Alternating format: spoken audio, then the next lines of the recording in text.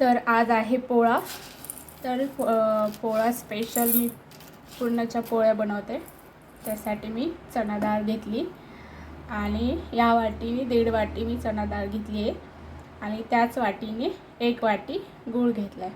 गूळ तुम्ही असा बारीक करून घ्या म्हणजे गोडाचं प्रमाण लक्षात येईल. तर मी डाळीला 4-5 पाण्याने स्वच्छ धुवून घेते जेणेकरून तिचा स्टार्च सगळा निघून जाईल आणि ती कुकरला लावल्यानंतर वर असं पूर्ण पाणी निघून जाणार नाही. त्यामुळे डाळीला 4-5 वेळेस स्वच्छ धुवून घ्या.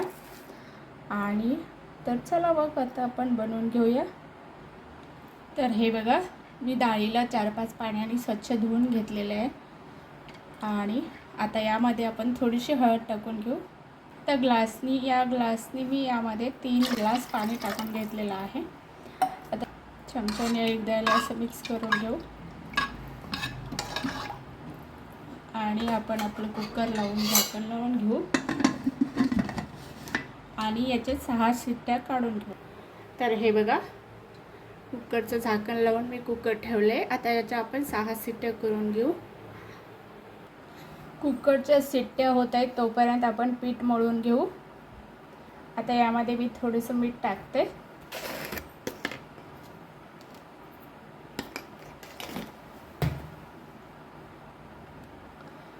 थोडं पाणी घालून पीठ मळून घेऊ.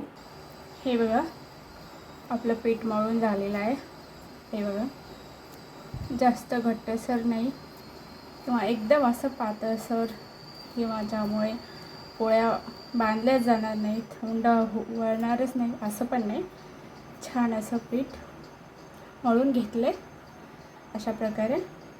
तर चला याला आपण 10 मिनटं रेस्टसाठी ठेवू आणि पुढची तयारी करू. हे बघा, आपल्या 6 शिट्ट्या झालेल्या आहेत. मी गॅस बंद केलेला आहे. हे बघा,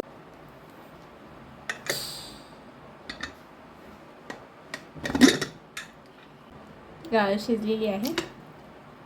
तर चला आता आपण पुरण करून घेऊया. तर आपण पुरण करायला घेऊ.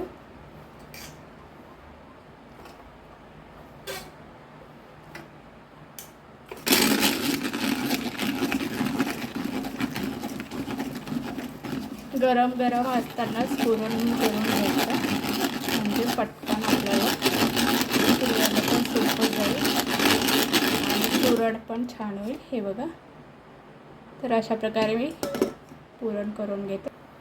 हे बघा, अशा प्रकारे मी पुरण करून घेतलेलं आहे. तर चला पुढची तयारी करू. तर गॅसवर कढई ठेवली, तापत ठेवली आहे. त्यामध्ये आपण पुरण टाकून घेऊ आणि लगेच आता यामध्ये हा गूळ टाकून घेऊ आणि याला चांगलं मिक्स करून घेऊ.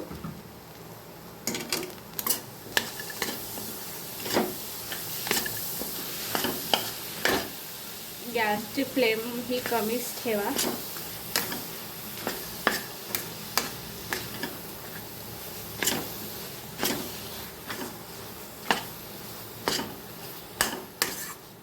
तर तुम्ही पोळा साजरा करता की नाही हे मला नक्की सांगा. आम्ही दरवर्षी पोळा साजरा करतो आणि लहान मुलांना ते बघायला आपल्या जुन्या परंपरा ह्या अशा छोट्या मोठ्या गोष्टीतून लहान मुलांना पण खुशी मिळते आणि ते खूप कौतुकाने बघतात की बैल ठेवलेत आणि त्याची पूजा करतोय आणि त्याला नैवेद्य ठेवलेलं आणि त्यांना पण फार चांगलं वाटतंय. आमच्या लहानपणी खूप मोठं असं पोळा साजरा व्हायचा. आता सध्याला काही तेवढं नाही आहे. तर त्यामुळं आपण छोटंसं सेलिब्रेशन पोळ्याचं आपल्या घरी करू शकतो. ते आम्ही नेहमी दरवर्षी करतो. तुम्हीही करा. तुमच्याही मुलांना त्या गोष्टीची आठवण किंवा माहिती असली पाहिजे आणि त्याचाही आपला कृषीप्रधान देश आहे. तर पोळा हा प्रत्येकाने साजरा केलाच पाहिजे. शेतकरी आपल्या जगाचा पोशिंदा आहे. त्यामुळेही आम्ही दरवर्षी पोळ्या सेलिब्रेट करतो आणि घरात एक उत्साहाचं वातावरण असतं आणि मुलांनाही छान वाटतं आणि त्याच निमित्ताने आपण गोड पोळ्या पुरणपोळी करतो.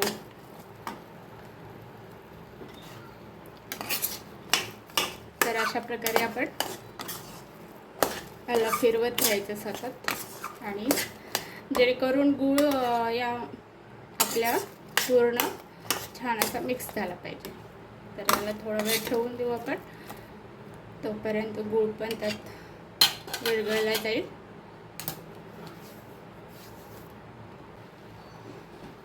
थोडीशी विलायची पावडर घालते आणि चवीसाठी थोडंसं मीठ. गॅसची फ्लेम कमीच आहे, तुम्ही पण कमीच ठेवा. पुरण तळाशी लागण्याची शक्यता राहते आणि सतत असं मला तर वाटते पुरणाच्या पोळीमध्ये ही सर्वात जास्त कसरत किंवा मेहनत असते. जितकं जास्त छान पुरण होईल तितक्याच आपल्या पोळ्या पण छान होते. तर बऱ्यापैकी झालेलंच आहे आणि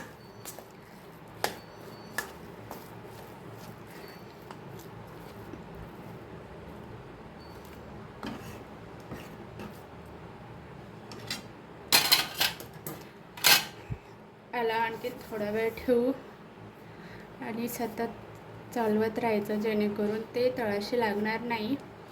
आणि पुरण झाल्यानंतर ते पूर्ण गार करून घेऊन, थंड करून घेऊन मग नंतरच पोळ्या करायला घ्यायच्या. त्यामुळं ते पुरण छान मुंड्यामध्ये भरला पण जाईल, फुटणार पण नाही. तर चला आपण पुढची प्रोसेस करून घेऊ. तर हे बघा, पुरण मी प्लेटमध्ये काढून घेतलं आहे. आता याला आपण पूर्ण खाली ठेवून किंवा असंही वेळ असेल तर थंड करून घेऊ शकता. तर मी फॅनच्या हवेला ठेवते आणि थंड करून घेते. आणि विशेष म्हणजे पुरण एवढं छान झाले की अजिबात जास्त गोडही नाही किंवा फिकही नाही झाले, कारण आपण गुळाचं प्रमाण यामध्ये बरोबर टाकलेलं आहे त्यामुळं. तर चला मी हे थंड करून घेते. हे पुरणाचं सारण आपलं गार झालं, एकदम थंड झाले. हे बघा किती छान असं सारण तयार झालेलं आहे. तर चला, तर आपण आता पुरणाच्या पोळ्या बनवायला घेऊ. तवा ठेवला आहे तापायला. तर यावर थोडंसं उंडं घेऊन पिठाचं, म्हणजे छोटंसं गोळं घेऊन हे असं लावून घ्यायचं जेणेकरून आपली पहिली पोळी याला चिकटली जाणार नाही.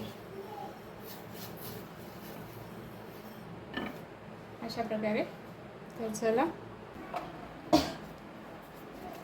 एक मध्यम आकाराचा पिठाचा उंडा घेतले.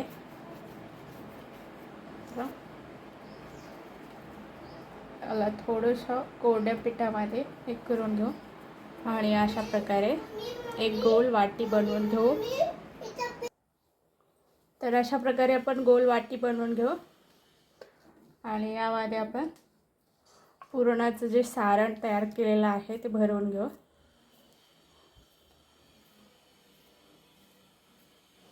कुणाला कमी पुरणाची आवडते, कुणाला जास्त, तर ते तुम्ही तुमच्या आवडीनुसार सारण भरू शकता. याला असं चांगल्या प्रकारे बंद करून घ्यायची. ह्याच्यामध्ये हवा असेल तर ती निघून जाते आणि मग नंतर केल्यानंतर किंवा पोळी आपली तव्यावर टाकल्यावर फुगल्यानंतर ती फुटणार नाही. त्यामुळं हे समोरचं तोंड चांगल्या प्रकारे बंद करून घ्यायचं आणि याला मी थोड्याशा पिठामध्ये कोरड्या टाकून घेते. अशा प्रकारे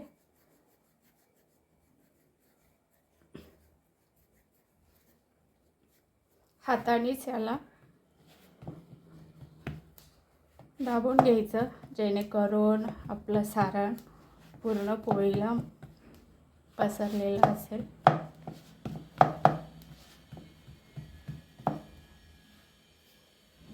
थोडंसं पीठ टाकून हलक्या हातावर तर पोळी आपण लाटून घेऊ.